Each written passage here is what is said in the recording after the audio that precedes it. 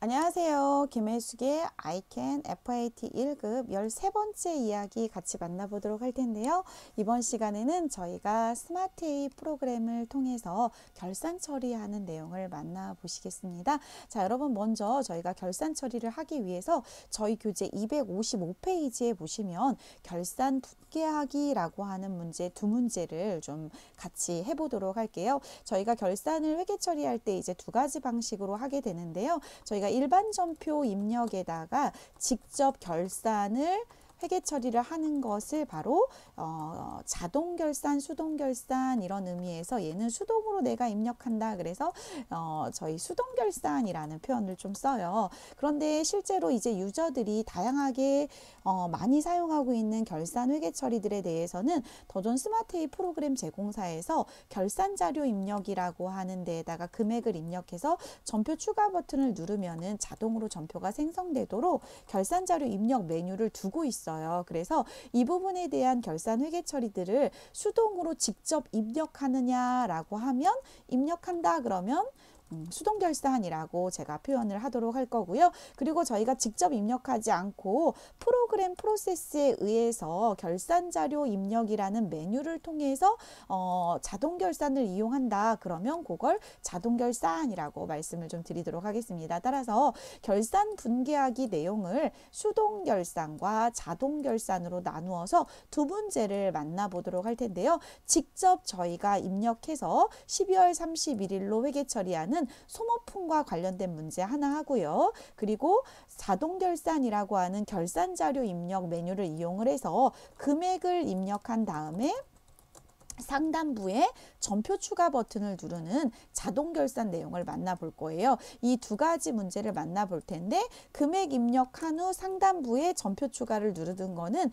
수행 2번에 해당하는 기말 상품 재고액 부분을 가지고 만나보도록 할 거예요. 그래서 이제 이번 시간에는 더존 스마트A 프로그램을 통해서 결산을 해볼 건데 수행 1번에 있는 소모품 관련된 문제하고 수행 2번에 있는 기말 상품 재고액 관련된 문제를 만나보는 걸로 두 가지를 해결을 해보도록 하겠습니다. 자, 이 두 가지만 수행을 하시고 나면 나머지 부분들에 의해서 여러 가지 재무제표들을 만나보시게 되는 건데요. 저희 교재에는 수행 1번, 2번 뿐만 아니고요. 이렇게 5개의 결산 내용이 주어져 있어요. 근데 제가 편의상 간단하게 결산을 설명드리기 위해서 수행 1번 수동 결산과 수행 2번 자동 결산 두 가지를 좀 말씀을 드리도록 할게요. 먼저 수행 1번은 앞서 말씀드린 것처럼 일반 전표 입력에다가 결산 자료 입력을 저희가 직접 할 거라서 자, 프로그램 한번 열어보도록 하겠습니다. 여러분 저희가 이번 시간은 3일아이.com 홈페이지에서 다운받은 ICAN FAT 1급 백데이터를요. 사장까지 결산 전까지 완료된 걸로 좀 열어보도록 할게요. 그래서 지난 시간에는 저희가 3003으로 제가 같이 접속을 했는데 이번 시간에는 사장이 완료된 3004번의 주식회사 3일 패션으로 로그인을 해주시기 바랍니다. 저희 교재의 모든 문제들 중에서 샘플 문제만 저하고 쭉 입력을 해보셨기 때문에 사장 완료 데이터로 하시게 되면 사장까지 입력이 다 마무리된 데이터로 하시게 되니까 이게 조금 더 편하실 거라고 생각이 듭니다. 12월 31일자로 소모품 정리와 관련된 회계 처리를 할 텐데요. 여러분 이 문제를 잠깐 보시면 저희는 그동안 소모품을 구입하면서 전액 비용 처리를 했다고 합니다. 전액 비용 처리했다는 건 뭐냐면 소모품 비로 회계 처리했다는 거죠. 자, 그러면 여러분 잠깐 생각을 한번 해볼게요. A4 용지를 구입을 했어요. 근데 아직 사용하지 않았어요. 사용하지 않았음에도 불구하고 비용으로 다 처리했다라는 거죠. 저희는 발생주의 회계를 하고 있죠. 실제로 이제 귀속기간에 사용을 했으면 비용 처리하고 사용을 안 했으면 자산 처리를 하는데 이 자산 처리하는 계정 과목은 소모품으로 알고 계시면 돼요. 자, 그러면 여러분 저희가 소모품으로 대체해야 될 게 있느냐라는 거죠. 앞서 소모품 비로 전액 다 비용 처리를 했는데 12월 31일 시점으로 물어보는 거예요. 너 정말 다 썼니? 이렇게 물어보는 거죠. 그랬더니 조사해보니까 저희가 A4 용지 같은 소모품 비를요 다 쓰지 않고 4만 원만큼은 사용하지 않았더라고요. 그러면 자산으로 대체하시오 이렇게 되는 거예요. 그러면 여러분 저희가 합계잔액 시산표라고 하는 보고서를 한번 가보도록 할게요. 합계잔액 시산표에 소모품비가 차변에 얼마가 기록되어 있는지 한번 보도록 할까요? 자, 프로그램에서 전체 메뉴에서 합계잔액 시산표는 결산 재무제표 쪽에 두 번째 메뉴에 있습니다. 클릭해 주시고 12월로 조회를 하셔서 합계잔액 시산표의 소모품비, 판매비와 관리비 쪽 찾아가 보도록 하겠습니다. 얼마가 기록이 되어 있냐면 6만 원이 기록이 되어 있네요. 그러면 이 금액을 확인하시면 아, 우리는 그동안 구입하고 차변의 소모품비하고 대변은 뭐 현금이 됐을 수도 있고 미지급금이 됐을 수도 있고 보통 예금이 됐을 수도 있고 뭐 그러겠죠. 이렇게 해서 등등등 해가지고 6만 원 이렇게 회계 처리를 그동안 했나 보다라고 생각이 됩니다. 그런데 결산 시점에 얘를 쳐다본 거예요. 얘를 아무 작업도 하지 않으면 손익계산서로 갈 거예요. 왜냐하면 비용이 6만 원 발생한 보고서는 손익계산서로 갈 테니까. 그런데 방금 보셨다시피 자, 저 6만 원 중에서는요. 사용한 게 일부 있고요. 미사용한 게 일부 있습니다. 그런데 문제에서는 미사용분이 4만 원이 주어졌죠. 그럼 사용한 건 당연히 얼마겠어요? 2만 원이겠죠. 사용한 거는 당연히 비용으로 가야 되겠지만 미사용한 거는 자산으로 대체하라라는 거죠. 자, 이 6만 원의 구성이 일부 4만 원이라는 자산으로 대체될 부분이 있으니까 저희는 12월 31일 날 소모품이라고 하는 자산으로 4만 원을 회계 처리를 소모품비에서 대체해야 된다라는 거죠. 따라서 이 지문을 보시고 이 문제에서는 차변에 있는 소모품 비중에서 2만 원은 그냥 두셔도 되지만 4만 원은 사용을 안 했기 때문에 미사용분 소모품에 대해서는 소모품이라는 자산으로 대체해 놓으세요. 따라서 이런 회계 처리가 이루어지는 거죠. 저희가 수동결산으로 직접 일반 전표에다가 입력을 요걸 해야 하는 이유는 뭐냐면요. 조금 있다가 두 번째 문제 푸실 때 가보겠지만 자동결산이라고 제가 말씀드린 결산자료 입력 메뉴를 가시잖아요. 그럼 그 결산자료 입력 메뉴에는요. 소모품에 대한 미사용분을 입력하는 건 없어요. 그래서 저희가 직접 결산을 해준다 그래서 수동결산으로 입력을 하는 거예요. 근데 문제를 많이 푸시다 보면 아, 이거는 수동결산이구나. 아, 이거는 결산자료 입력에 있구나라고 느낌이 와요. 그래서 다양하게 공부를 좀 해보셨으면 좋겠습니다. 자, 요거 회계처리 12월 31일자로 회계처리를 해보시고 나서 합계잔액 시산표의 변동이 어떻게 일어나는지 보도록 하겠습니다. 먼저 차변에 소모품이라고 하는 자산의 증가 사용 안 한 거 4만 원 그리고 대변에 소모품비라고 하는 비용의 소멸 800번대 사용하시면 되겠어요. 판매비와 관리비 4만 원. 따라서 하단 회계 처리를 분석해보면 소모품이라고 하는 자산의 증가 4만 원, 소모품비라고 하는 판매비와 관리비의 소멸 4만 원 거래가 되겠어요.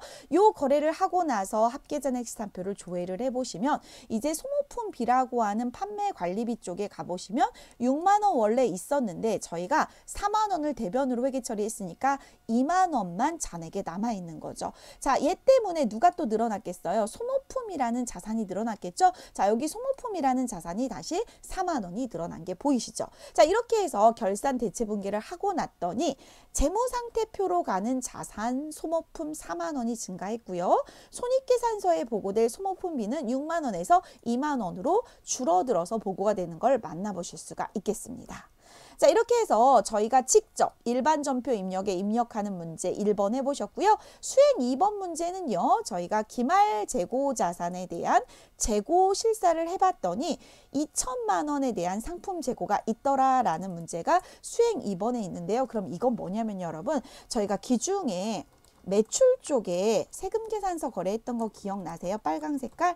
요거 했을 때 저희가 어떻게 회계 처리했었죠? 만약에 외상 매출금이나 현금이었다. 그러면 뭐 금액이 얼마 이렇게 기록이 되면서 대변에 상품 매출 얼마 이렇게 기록을 하고 부가세 예수금 매출세 뜯어온 거 얼마 기억나세요? 이렇게 하는 거 저랑 앞전 이야기 시간에 하나 해보셨죠. 그리고 저희가 기준이라는 것은 1월 1일부터 12월 31일 결산 전까지의 거래들 중에 그 얘기예요. 매입 쪽 세금 계산서는 무슨 색깔로 만나보셨어요? 파랑 색깔로 만나보셨죠. 그때 상품을 구입을 하셨을 때 상품이라는 이름으로 이렇게 기록을 하고 그리고 현금 줬다 그러면 현금, 외상으로 했다 그러면 외상 매입금 이런 식의 회계 처리들이 이루어졌을 거예요.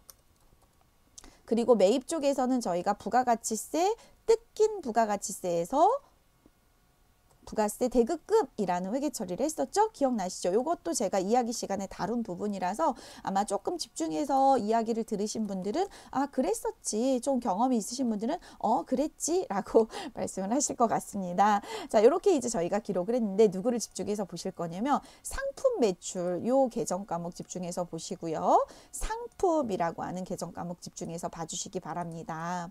회계학이라는 공부를 조금 하시고 나면 이런 거를 계속 하시는 걸 보셨을 거고요. 저희가 여러분 기초에 어떤 작업이 또 이루어졌냐면 전기분 재무상태표라고 하는 작업을 했었어요. 그때 그 전기분 재무상태표에 146번 상품이라고 하는 재고자산에 얼마 이렇게 기록을 하셨던 기억이 이제 이야기가 조금 오래전 이야기이긴 하지만 기억이 나셨으면 좋겠는데 기억이 안 나시면 뭐 지금 보시면 돼요. 여기서 제가 흐름을 조금 이제 말씀을 드릴게요. 근데 저희가 모든 저희 교재 거 거래를 다 입력하지 않았기 때문에 제가 프로그램을 보고 이 이야기를 좀 엮어가면서 기말 상품 재고액 이야기까지 가보도록 하겠습니다. 실제로 저희가 이제 거래를 다 기록한 건 아니지만 저희가 열어놓은 백데이터가 사장까지 완료된 백데이터를 열어놨기 때문에 여러분이 그동안 상품이라는 아이를 기록한 거를 잠깐 이제 저희는 일부만 하나만 기록을 했었어요. 따닥 더블클릭해서 한번 구경해 보도록 하겠습니다. 저희가 전기 2월 자료에 1,050만 원이라는 건 어떤 돈이었냐면요. 예전 기억으로 더듬어 가보시면 전기분 재무상태표에서 상품이라는 애를 1,050만 원 컨트롤 C 기록을 했었어요. 그걸 여기다가 제가 넣어 볼게요. 금액을. 저희는 전기분 재무상태표에 상품이라는 금액을 요 정도를 1,050만 원 정도가 작년에 안 팔리고 넘어온 상품이야 라는 걸 기록을 했었어요. 그래서 이 부분이 계속해서 차변에 기록이 되어서 넘어오고 있었고요.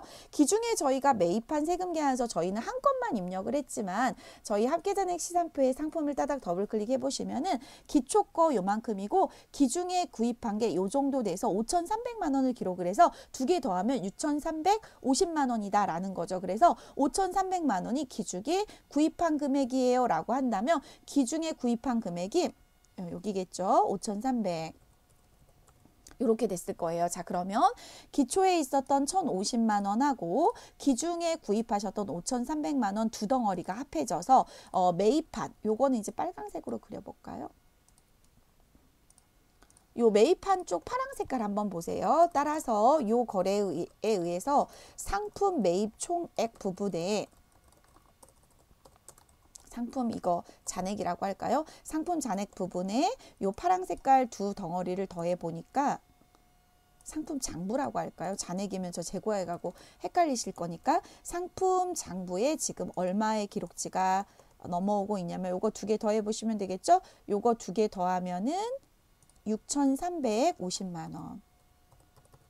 이렇게 되는 거죠. 자, 그런데 여러분 분명히 이걸 매출을 일으켰는데요. 저희는 대변으로 상품을 감소시키지 않으시고요. 매출 일으킨 거는 저희가 한 건밖에 입력 안 했지만 프로그램의 상품 매출을 한번 총액 금액을 보도록 할게요. 만약에 저희가 다 기록을 그동안의 교재에 주어진 걸 했다. 저희는 아마 이 코디나라의 1,000만 원만 저하고 샘플로 입력해 보셨을 거예요. 여기서부터 쭉 기록을 하면 1억 1,055만 원의 매출 금액을 매출을 일으켰다라고 해서 기록을 하게 됐었을 것이다. 라는 거죠. 비록 저희는 하나만 입력해 봤지만 그럼 전체적인 그림을 좀 보면은 요런 식으로 그림이 이루어졌다라는 거죠. 여기서 이제 거래 판료소를 가지고 저희가 공부했던 과거의 기억을 쭉 더듬어 가보시면 이런 질문이 나오셔야 돼요. 어떤 질문이 나와야 되냐면 상품이 저렇게 빨강 색깔 세금 계산서에 의해서 팔렸는데 왜 차변에 있는 상품은 하나도 줄어들지 않았습니까? 하나도 자산 감소하지 않았습니까? 이런 질문을 하실 수밖에 없겠죠.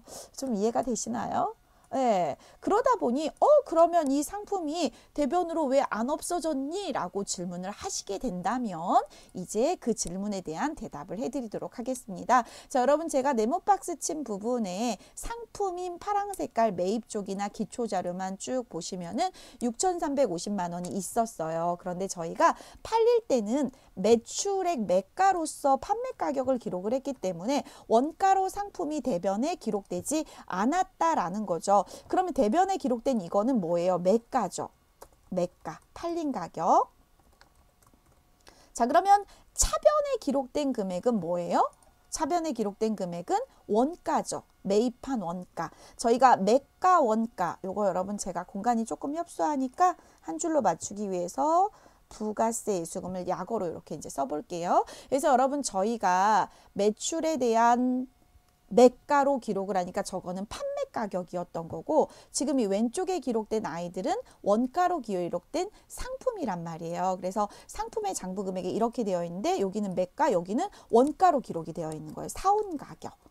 자, 이렇게 기록이 되죠. 원래 여러분 저희가 이렇게 상품을 기록하고요. 기말에 매출 원가를 따지면서 요걸로 흐름을 따지게 돼요. 그래서 제가 공식을 한번 써볼게요. 상품 매출 원가라는 비용은 기초 상품 재고액 플러스 당기 상품 매입액 마이너스 기말 상품 재고액입니다. 요렇게 해서 매출원가를 구하게 되는데, 여기에 제가 그대로 금액을 넣어볼게요. 기초의 정기분 재무상태표에 2천만 원의 기초 재고가 넘어왔었고요. 단기에 매입한 게 5,300만 원어치입니다. 자, 그런데 저희가 기말에 창고에 가가지고 재고 파악을 해봤더니 기말 상품 재고액이 2천만 원입니다 라고 문제에 나온 거예요. 그래서 2천만 원에 대해서 이렇게 저희가 회계 처리를 하진 않았지만 요 정보를 가지고 2천만 원을 기록을 하게 되면 상품 매출원가라는 비용이 나오게 되겠죠, 여러분. 여기를 잘못 썼네요, 제가. 1,050인데. 캐치하고 계셨죠? 그거 잘못됐어요. 이렇게 말씀하셨을 것 같은데.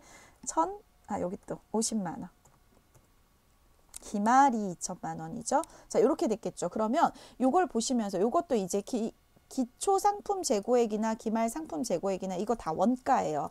매가 금액이 아니고 사온 가격, 원가 금액이죠. 자, 그럼 팔린 건 얼마니 김혜숙 이렇게 물어보면 요거 계산하시면 되잖아요. 그래서 계산 한번 해보도록 하겠습니다. 그런데 제가 지금 계산을 하지만 조금 있다가 자동 결산 자료 입력 프로세스에 가보시면 요게 자동으로 계산되는 걸 만나보실 수가 있을 거예요. 자, 먼저 1,050만 원이 있었어요. 열심히 팔으려고 노력을 했는데 이제 1,050만 원 있었고 5,300만 원 사왔는데 열심히 팔았지만 이 6,350 중에서 2천만 원어치가 안 팔렸네요. 그러면 얼마치가 팔린 건가요? 4,350만 원어치가 팔린 거네요.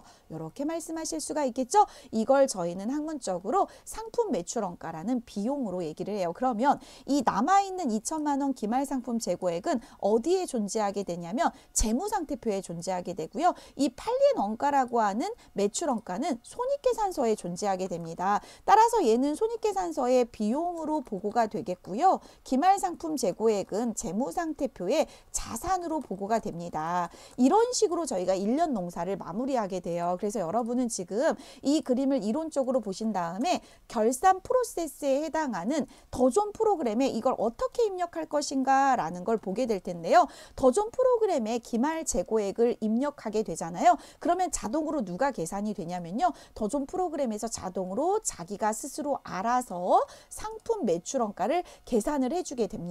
따라서 더존에 저희가 기말 재고액을 입력하면 이 매출원가가 계산이 되면서 자동으로 전표가 생성이 되는데요. 그 자동 전표 생성은 이렇게 됩니다, 여러분. 12월 31일 날 상품 매출 원가라고 하는 비용 발생 4,350만 원, 그리고 상품이라고 하는 자산 감소 4,350만 원. 이렇게 되다 보니까 실제로 더존 프로그램에 의해서 자동으로 전표가 생성이 되는 게 이렇게 되는 그림이 만나게 되면 여러분 왼쪽 박스에 있었던 요 상품의 원가 6,350 중에서 오른쪽 박스로 4,350만 원이 없어지게 되니까 누구만 남게 되겠어요?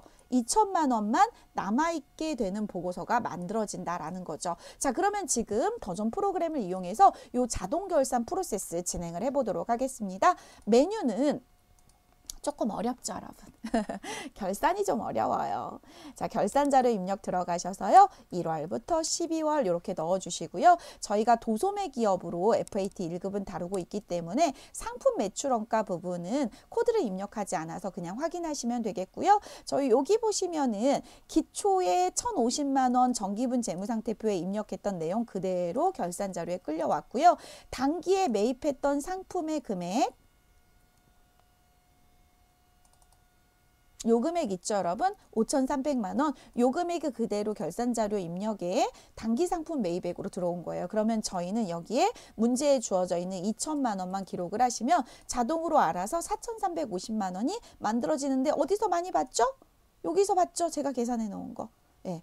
기초 상품 재고액 플러스 단기 상품 매입액 마이너스 기말 상품 재고액은 팔린 거다. 여러분 당연한 거 아니에요? 작년에 저희가 이만큼 못 팔고 넘어왔는데 올해 이만큼을 팔았어요. 그럼 이 덩어리에서 안 팔린 덩어리를 빼면 이게 팔린 덩어리잖아요. 팔린 덩어리를 얘가 스스로 기초 상품 재고액 플러스 단기 상품 매입액 마이너스 기말 상품 재고액에서 상품 매출원가를 계산하게 되는 거죠. 자, 요걸 여러분 저희가 직접 회계 처리하는 요렇게 송호폰처럼 직접 하는 게 아니고요. 여기에서 누구만 눌러주면 전표 추가만 눌러주면 자기가 상품 매출 원가 분계를 일반 전표에다가 추가를 해준다라는 거죠. 예스. 자, 이제 확인해 볼까요, 여러분?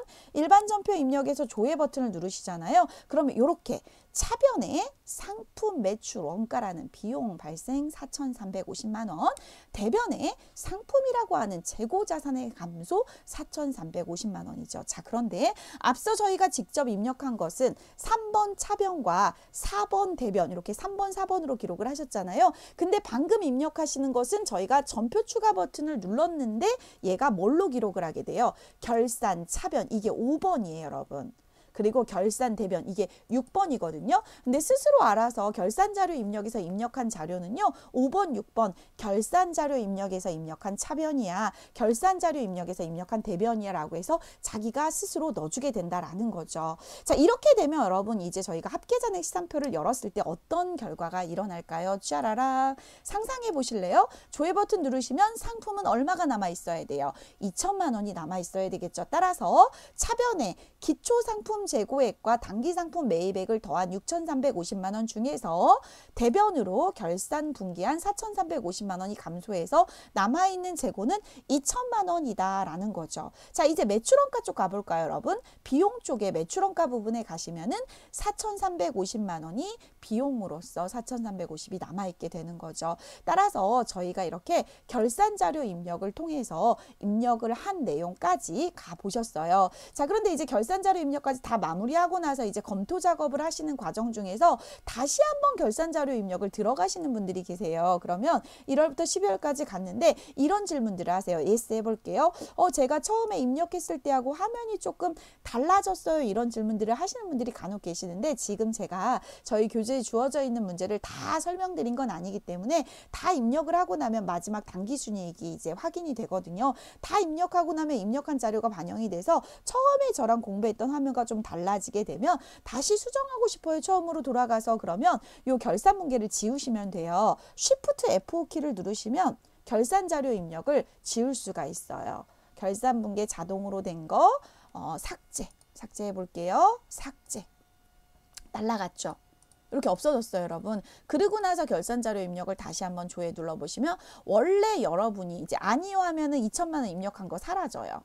원래 여러분이 입력하고자 하는 창으로 들어오는 거죠. 다시 2천만 원 이렇게 넣으시고 전표 추가 누르시면 이렇게 생성이 되는 걸 다시 만나보실 수가 있어요.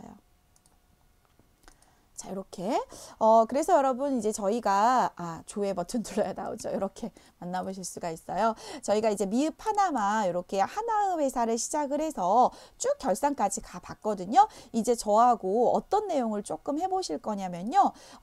이제 농사를 다 졌다.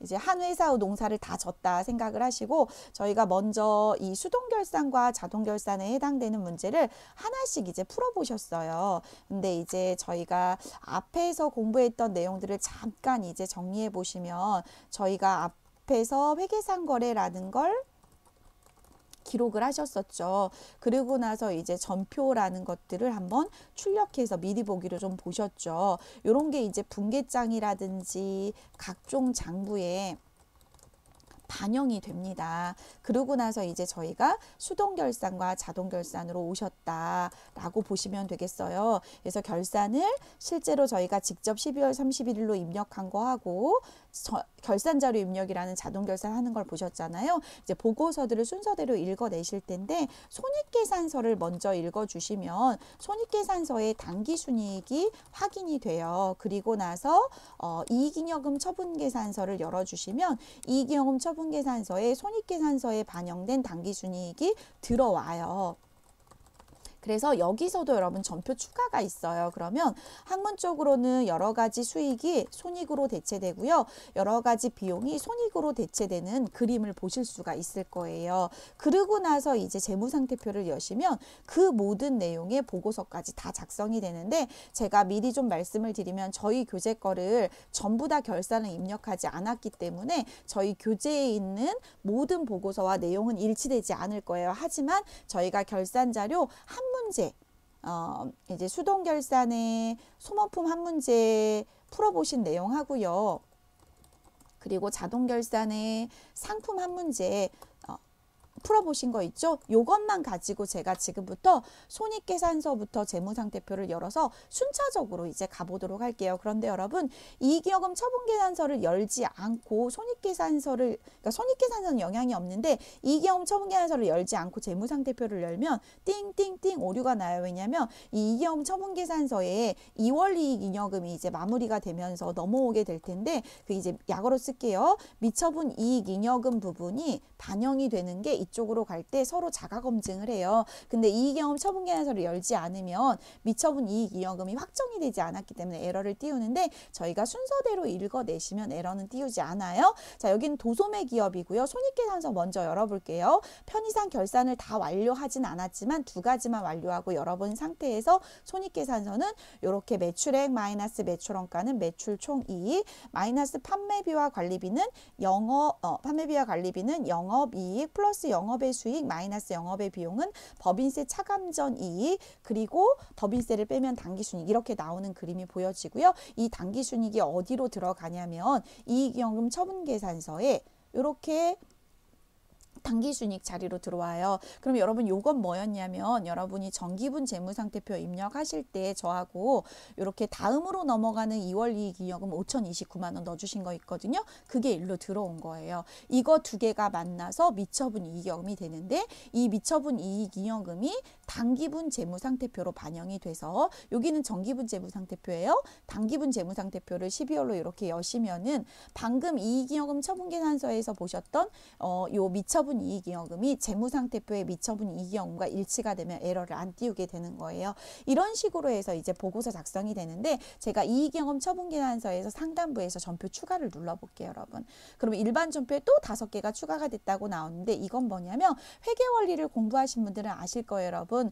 여러분 저희는 여러 가지 수익과 여러 가지 비용을 결산 때 손익대체라는 걸 해요. 대변에 있던 상품 매출 수익을 손익으로 대체하고요. 차변에 있던 상품 매출 원가부터 광고 선전비까지의 모든 비용을 손익으로 대체해서 얘네 둘의 차액이 당기순이익이 되는 거예요. 이 당기순이익이 미처분 이익잉여금이 되고요. 전년도에 넘어온 2월 이익잉여금도 미처분 이익잉여금으로 대체가 돼서 이 두 덩어리가 마지막에 미처분 이익잉여금이 2월 이익잉여금으로 대체가 돼서 마지막에는 375번이 가지고 있어요. 그래서 저희가 아마 첫 번째인가 두 번째 이야기 시간에 전기분 재무상태표를 다룰 때 보고서에는 미처분 이익잉여금으로 되어 있지만 375번 2월 이익잉여금으로 넣어주세요 라는 이야기를 그래서 했던 거예요. 자, 여기까지 해서 결산과 재무제표에 손익계산서, 이익잉여금 처분계산서, 재무상태표까지 가는 이론들을 만나보셨습니다. 이렇게 해서 13번째 이야기로 결산 마무리하도록 하겠습니다. 여기까지 첫 번째 이야기부터 12번째 이야기까지가 한 회사의 농사가 마무리되는 거거든요. 만약에 한 번 들어서 이해가 안 되면 두 번 들어서 이해가 안 되면 3번까지 들어주시다면 여러분은 기초적인 회계는 다 하시게 되는 거예요. 그런데 여러분 FAT 1급 자격증을 취득하고 싶다 그러면 여러분 제가 간헐적으로 저희 교재 문제를 설명드렸는데 저희 교재에 있는 그 모든 문제 따라하기를 하나도 빠뜨리지 않고 모두 다 풀어가시면 여러분은 아마 자격증 도전해 보실 수 있지 않을까 싶습니다. 강의 들으시느라고 고생 많으셨습니다.